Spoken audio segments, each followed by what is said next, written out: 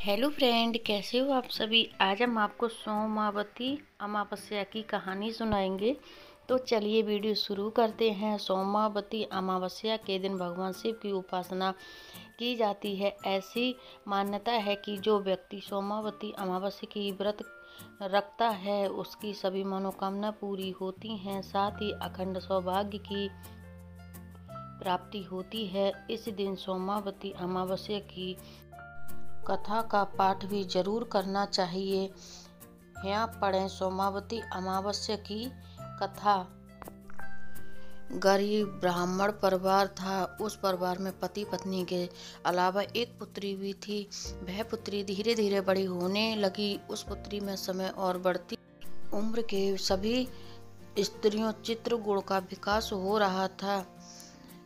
वह लड़की सुंदर, संस्कारवान और गुणवान थी, किंतु गरीब होने के कारण उसका विवाह नहीं हो पा रहा था।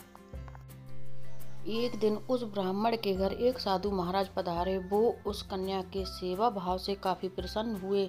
कन्या को लंबी आयु का आशीर्वाद देते हुए साधु ने कहा, इस कन्या के हथेली में विवाह योग्य रेखा नहीं है। तब ब्राह्मण दंपति ने साधु से उपाय पूछा कि कन्या ऐसा क्या करे कि उसके हाथ में विवाह योग्य बन जाए। साधु ने कुछ देर विचार करने के बाद अपनी अंतर्दृष्टि से ध्यान करके बताया कि कुछ दूरी पर एक गांव में सोना नाम की धोबिन जाति की एक महिला ना बेटे के और बहू के साथ रहती है, जो बहुत ही आचार विचार और संस्कार प्रसन्न तथा पति परायण है। यह कन्या उसकी सेवा करे और वह महिला इसकी शादी में अपने मांग का सिंदूर लगा दे, तो इसके बाद इस कन्या का वैधव्य मिट सकता है। साधु ने यह भी बताया कि वह महिला कहीं आती जाती नहीं है।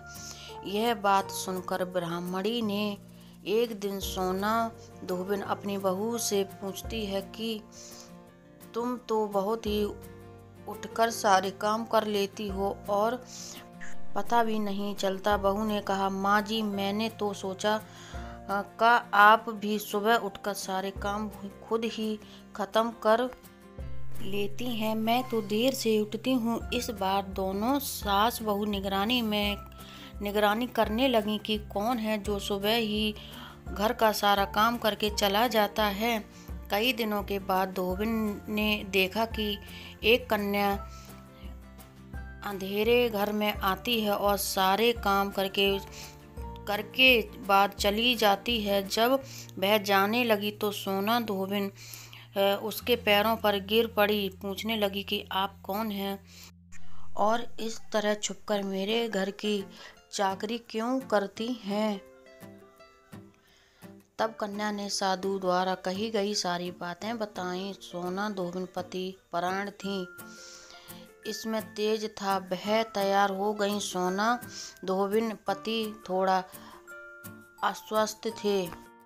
उसने अपनी बहू से अपने लौट आने तक पर ही रहने को कहा। सोना धोबिन ने वैसे ही अपने मांग का सिंदूर उस कन्या की मांग में लगाया। उसका पति मर गया। उसे इस बात का पता चल गया। वह घर से निराजल ही चली थी, यह सोचकर कि रास्ते में कहीं पीपल का पेड़ मिलेगा तो उसे भंवरी देखकर और उसकी परिक्रमा करके ही जल ग्रहण करेगी।